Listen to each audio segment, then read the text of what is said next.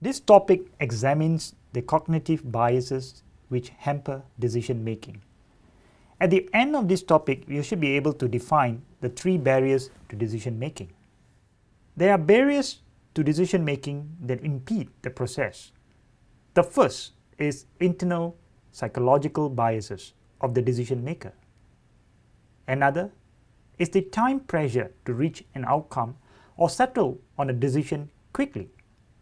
Finally, social realities make decision making difficult in several ways that may not be reconcilable. Psychological biases have been the focus of much research since the late 70s, when researchers began to focus on empirical data to show irrational decisions made by humans.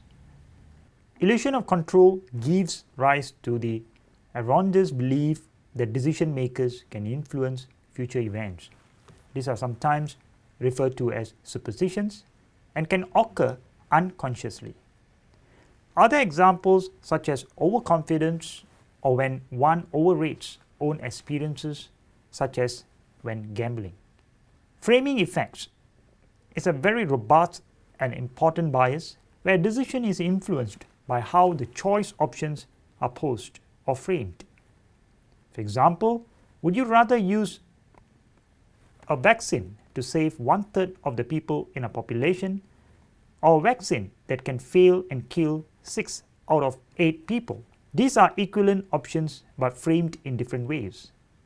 Another example is when the manager indicated a desire to invest more money in a course of action that has 70% chance of profit. This is framed in better light than one which has 30% chance of loss. Discounting the future is a bias which prioritizes short-term costs and benefits over those in the long term.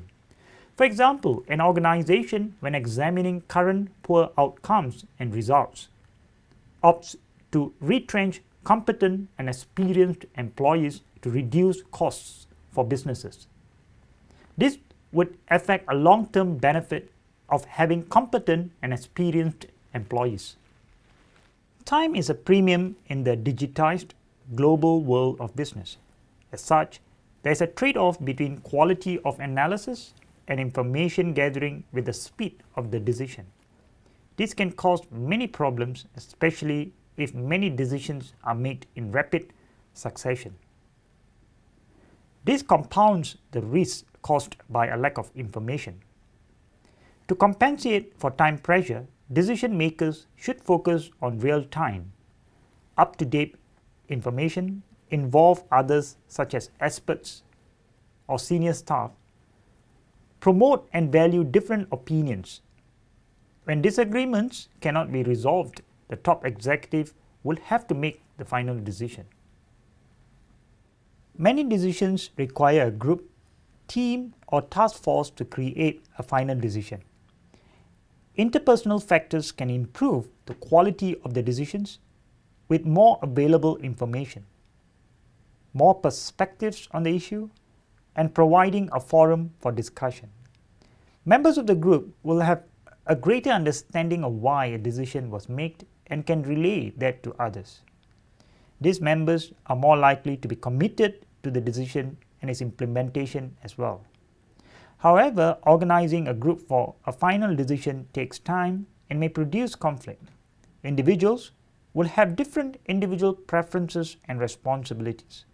This can lead to conflict when there are intensive social interactions, bargaining between members, and politicking against others' ideas. One person may come to dominate and deny benefits to the group. Potential pitfalls can arise from conflict avoidance tactics such as satisfying to reduce the conflict, groupthink, and distraction from the goal of the decision.